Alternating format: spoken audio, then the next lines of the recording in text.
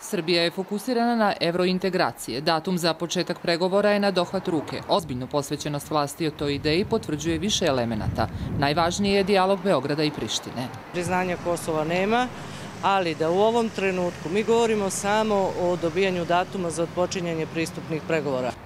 Brisel potvrđuje da je dijalog uz evropsko posredovanje dao niz konkretnih rezultata. Uz uslove za otvaranje pregovaračkog procesa, Srbija je u značajnoj mjeri uskladila zakone sa evropskim. Ispunjeno je više od 80% plana vlade Srbije od 2008. do 2012. godine. Srbija tu zaista ima već zaista jedan vidljiv dokaz o administrativnim kapacitetima i sposobnosti da se domaće zakonodavstvo postepeno usaglašava sa evropskim. Fokusu daljeg procesa usaglašavanja domaćeg zakonodavstva sa pravom Evropske unije jeste proces primene ovih zakona.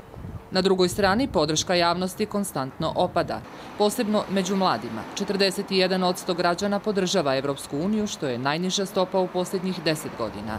Jedni smatraju da bi članstvo Srbiji donijelo više štete nego koristi, drugima smetaju uslovljavanja Evropske unije. Srbija jeste deo Evrope, a možda bi taj mehanizam na neki način olakšao njen suživot sa drugim zemljama. Ne podržavamo Evropsku uniju jer nam ona do sada ništa dobro nije donela, a i mi se toliko trudimo oko toga, a ne mičemo se. Naravno da oni žive mnogo bolje nego mi, ali opet smatram da je cena previše visoka za sve to. Istraživanje Vladine kancelarije za evropske integracije pokazalo je i druge podatke. Čak 85% građana smatra da reforme treba provoditi i da nisu uslov za Evropsku uniju.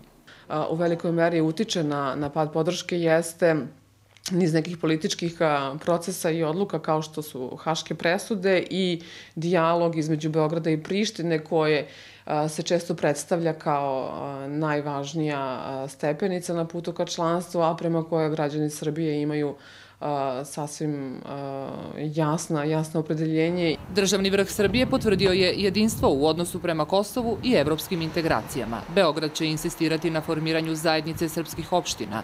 Uoči nastavka dijaloga u Briselu, Srbija pokušava da pridobije simpatije evropskih zemalja. Potpredsjednik vlade Aleksandar Vučić putuje u Njemačku, zemlju čiji bi stav mogao biti ključan za otvaranje pregovora.